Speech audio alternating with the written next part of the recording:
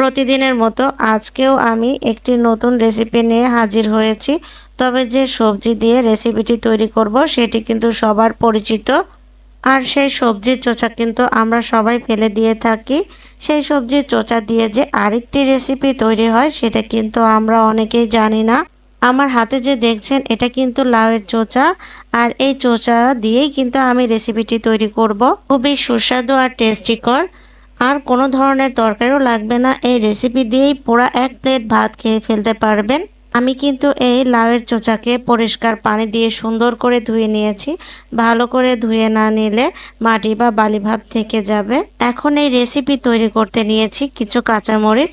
কাঁচামরিচের ঝাল অনুযায়ী সবাই বাড়িয়ে কমিয়ে নিতে পারবেন। আর নিয়েছি কিছু রসুনের কোয়া আর একটি বড় দেখে পেঁয়াজ নিয়েছি। ইনশাল্লাহ এগুলো দিয়ে আমি রেসিপিটি তৈরি করে ফেলতে পারবো। প্যানে একটু তেল নিয়েছি আর তেল হিট করে দিয়ে দিচ্ছি পেঁয়াজ, রসুন আর কাঁচামরিচ। এখন এগুলোকে হালকা একটু ভেজে নিব। আমি লাউয়ের চোচাগুলোকে ছোট করে কেটে নিয়েছি, সাথে একটু স্বাদ মতো লবণ দিয়ে দিচ্ছি। এবার এগুলোকে পেঁয়াজ, রসুন আর কাঁচামরিচের সাথে ভেজে নিব। এই লাউয়ের চোচাটি একটু কাঁচা রেখে ভাজলে ভর্তাটি একটু নরম হবে।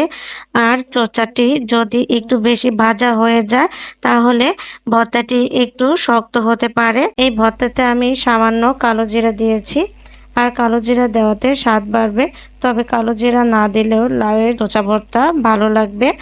ভর্তার কালারটিও সবুজ থাকবে, দেখতেও ভালো লাগবে। এখন ভেজে নেওয়া হয়ে গেলে পাটায় বেটে নিচ্ছি।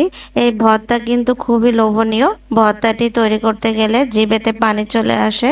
ভালো করে মিহি করে বেটে নিতে হবে যাতে মুখে দিলেই তুলতুলে মনে হয়। অল্প সময়ের মধ্যেই কিন্তু আমি লাউয়ের চোচা ভর্তাটি তৈরি করে ফেললাম। আমার এই ভিডিওটি কেমন হয়েছে কমেন্টে জানাবেন। আর চ্যানেলটি সাবস্ক্রাইব করতে ভুলবেন না। তাহলে সবার সুস্থতা কামনা করে আজকের মতো বিদায় নিচ্ছি। আল্লাহ হাফেজ।